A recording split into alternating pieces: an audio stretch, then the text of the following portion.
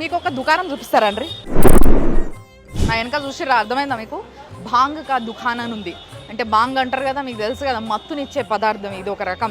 అయితే దీన్ని ఆకులతో తయారు చేస్తారు, అవేం ఆకులు ఇవన్నీ నాకు తెలియదు. బట్ బాంగ్ని మాత్రం ఇక్కడ అమ్ముతారు. ఎందుకు అని అంటే ఈ బాంగ్ ప్లస్ విస్కీ ఈ రెండు కూడా కాలభైరవ స్వామికి నైవేద్యం కింద పెడతారన్నట్టు. అంటే ఆయన నోరు తెరిచి ఉంటాడు, ఆయన నోట్లోకి కొంచెం అట్లా విస్కీ పోయడం కానీ, లేకపోతే ఈ బాంగ్ ముద్దలాగా చేసి పెడతారు, ఆ ముద్దని వేయడం కానీ జరుగుతుంది. అందుకోసమే గుడికి పోతూ మధ్యలో ఇక్కడ ఆయన తీసుకుందాం మనం కూడా.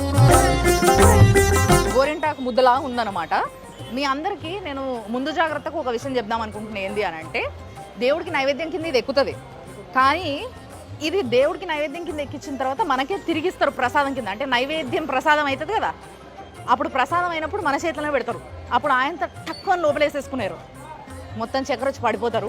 అసలే అలవాటు ఉండదు మనకి. కాబట్టి ఏం చేయండి అంటే, జస్ట్ ఇట్లా చిన్న టిక్లీ అంతా అట్లా తీసుకొని అట్లా వేసుకోండి, అంతే. అంతకు మించి ఎక్కువ వేసుకోకండి, గుమ్మని తిరిగి చక్కెర వచ్చి కింద పడిపోతారు. 30 రూపాయలు ఒక ముద్దనంట, ఇంత చలపాను.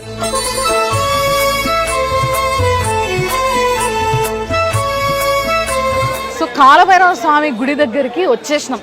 ఈ మందిరం చూడుండ్రి, చాలా పురాతనమైనది. అంతేకాకుండా చాలా చిన్న గుడి. మామూలుగా అయితే మంగళవారము, శనివారము, ఆదివారము ఇలాంటి రోజులల్లో ఇక్కడ చాలా రద్దీ ఉంటుంది.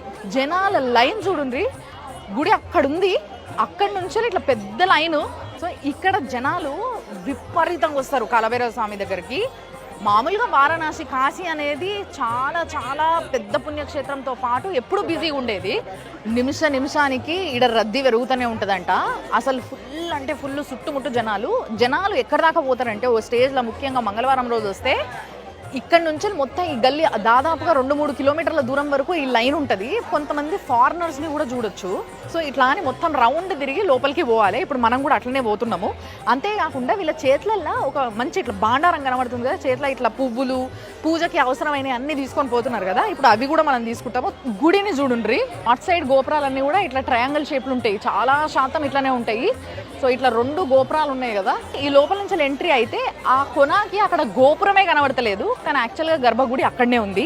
సో ఆ గర్భగుడి లోపలికి మనం ఇప్పుడు పోవాలి. దానికన్నా ముందు ఇక్కడ బొమ్మలు చాలా బాగా వేసి చూపిస్తారండి మీకు. చూడండి నా వెనకాల మీకు కాలభైరవ స్వామి కనబడుతున్నాడా?